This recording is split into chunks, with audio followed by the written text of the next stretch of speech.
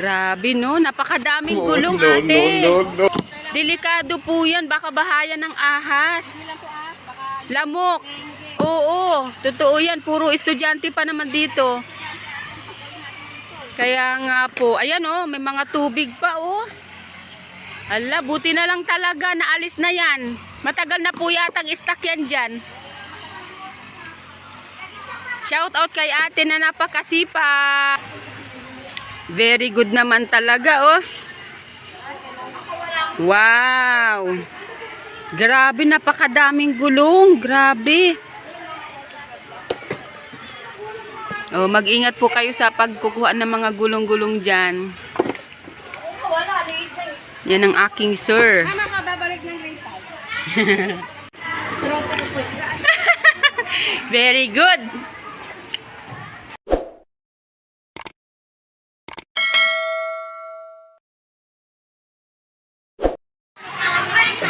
Hello, good morning. Nandito tayo ngayon sa school. So, pumunta muna ako dito. Sinamahan ko yung aking mister. Asa na ba yun? So, ayan. Dahil ano siya dito, GPTA President. Meron silang ginagawa ngayon. Good morning na. Hello! Hello po! Busy sila ngayon. Meron silang ginagawa.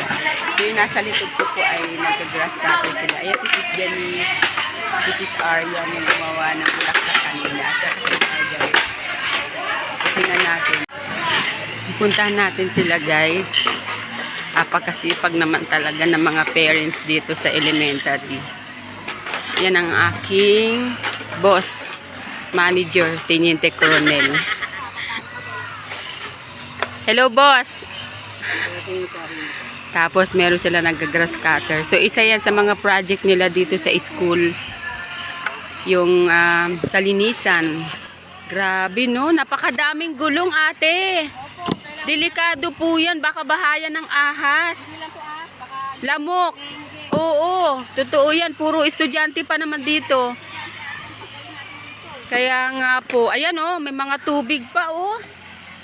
Ala, buti na lang talaga, naalis na yan. Matagal na po yatang stock yan dyan. Shout out kay ate na napakasipag. Mapapanood nyo po siya sa aking YouTube at Facebook. Hello po. Hello po. Ayan, napakasipag naman nila. Nandito po kami ngayon sa Gabaldon Integrated School. Ayan, so ang laki pa ng space nila oh. Yun ang room ng aking anak. Ayun, pangalawa simula sa dulo. At naandito yung aking mga kasamahan sa church. Mga magulang din po sila. Ito yung kanilang room. Ayan, si Margaret, si Sis Aryan. So naglilinis sila ngayon. Meron silang ginagawa ito. Yung mga plastic bottles na mga ganyan. Ayan, hindi nila yan tinatapon. Ayan ang ginawa nila dito. Ginawa nilang bulaklak. Tapos, kapag may pintura, pipinturahan nila. Saan to sis i-display? Ah, ididikit. Ah, okay. Ilalagay siya dyan. Oo. Tapos, saan nyo ilalagay? Ah, pagtataniman ng gulay. Ang galing naman. So, ito. Dito palang paglalagyan nila. Ito yung mga talong, oh. Dito pala yan ilalagay, guys. Ayan. So, ayan, hindi mo kailangan palang itapon yung mga plastic bottles kasi pwede mo siyang recycle katulad niya, no? Yan yung mga room ng grade 4, grade 5, and grade 6. Tapos yun naman ang mga high school. So, naandyan yung bunso ko, grade 10 siya ngayon. At ito, meron silang tanim dito sa likod. So, yung harapan may mga tanim din po. Ang ganda ng harap nila, guys. Kung mapapansin nyo. Puntahan natin sila. Ang ganda ng harapan nila. Ayan yung mga parents dito sa school. Hello! Mainit ba? Gusto mong payungan kita? Uy, ang ganda ng talong, oh. Yes po. Oh, may bunga na. Kayo din ba nagtatanim nito, sis? Ito ano to? Patola ba to? Ganda, oh, ang lulusog ng tanim nila. Hala. Ayan. O, biruin mo, napakalawak ng kanilang space, o. Kung talagang mabibigyan talaga to ng magandang plano, ang dami mo po talaga magagawa dito. Ayan. Iyan yung kantin nila, yung sa harapan po. Tingnan nyo guys, yung harapan ng school na to, napakaganda. Tingnan natin, napuntahan natin. Ito yung kanilang harap. Ayan, o, ayan na. Oh, ang daming halaman, 'di ba? Ang ganda ng panahon ngayon, mga kapatid. Ayan, oh. Ito yung mga high school, ito yung kantin nila. Tapos yan yung harap. Yan yung harapan, oh. Tingnan nyo, nililinis talaga. Yun yung covered court. Ayan. Oh, ayun, oh, daming tanim.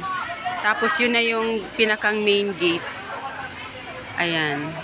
Oh, 'di ba?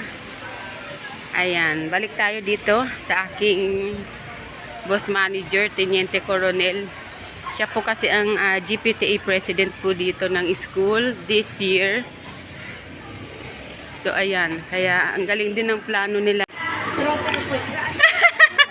Very good. Very good naman talaga, oh. Wow. Grabe, napakadaming gulong. Grabe. Oh, mag-ingat po kayo sa pagkukuha ng mga gulong-gulong dyan. Yan ang aking sir. Mama, babalik ng grade 5. Kasama siya, ayun, no. Kasama si ate sa paglilinis dito. Ayan. Saan mo yan dadalhin, sis? Oh, ano kayong magandang pintura dyan? Ako po, gusto ko pink. Wow, pink. Ano kaya gusto ng iba? May color coding po ata. Oh, ay iba-iba. Oh, ano yan? Ihiwa-hiwalay nyo yan? Ang galing ng ginawa nila, guys, oh. Tingnan nyo, oh. Useful pa pala yung mga plastic bottles natin, di ba? Hindi nyo kailangang itapon. So, ayan, oh. Pagka yan napinturahan na, magiging maganda na yan. Ang maganda pa dyan, hindi siya nabubulok.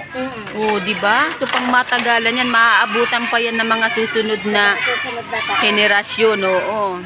At saka ang maganda pa dun, less pa sa basura. Kasi, yan, pag hindi mo kasi yan sinunog, hindi yan matutunaw. So, ayan guys, ganyan pala gawin nyo. Kung kayo ay may creative mindset, di ba? Ganyan gawin ninyo. Oh, di ba? Ayan, ganyan po ginagawa nila dito ngayon. So, mabuti na lang at nakikiayon yung ating panahon, ano? Okay na yung mainit kaysa umulan kasi makakapagtrabaho naman sila kapag mainit. Ayan, katulad po niyan, no? Nakakapagtrabaho sila kahit mainit. Oh, ayun na yung aking sir. Yung sir manager, Teniente Coronel ko, ayun na.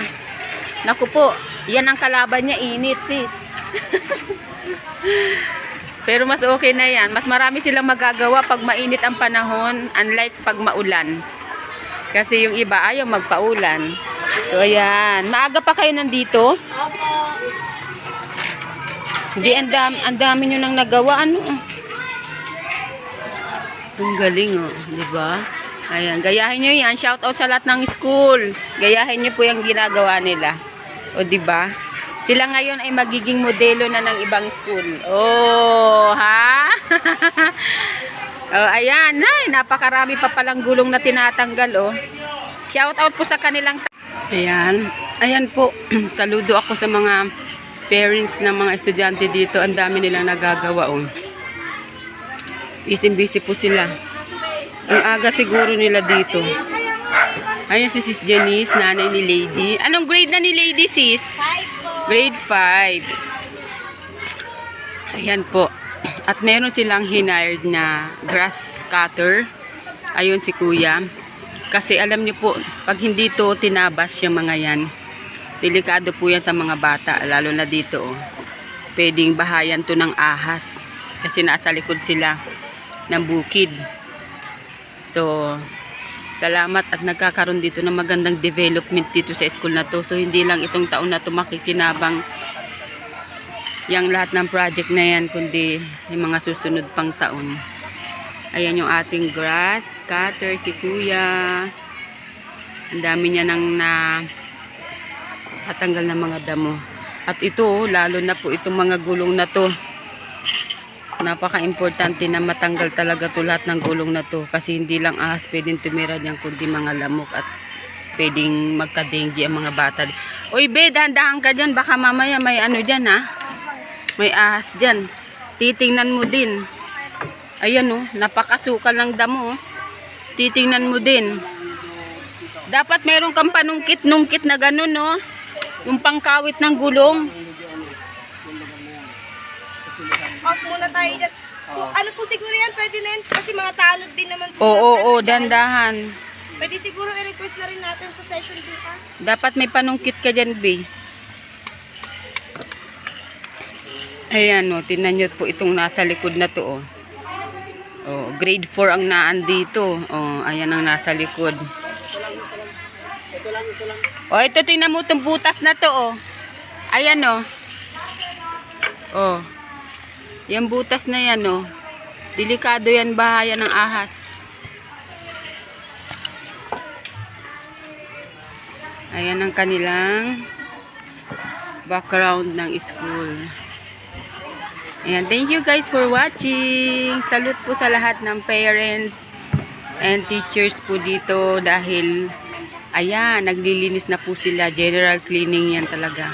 Napakaganda. Siguro magiging maganda ang kalalabasan po nito. Salamat po sa mga nanonood ng aking vlog. Don't forget to like, share, and subscribe my YouTube channel at sa aking FB page. Thank you and God bless everyone.